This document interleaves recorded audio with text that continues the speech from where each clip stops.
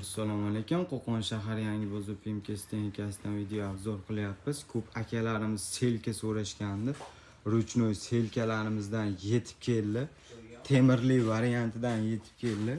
Ko'p akalarimiz temirli varianti bormi deyishgandi. Temirli variantlardan yetib keldi.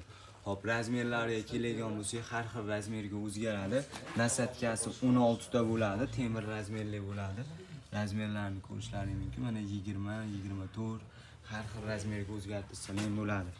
Original variantdan yetib keldi. Originalidan, haqiqiy original variantidan.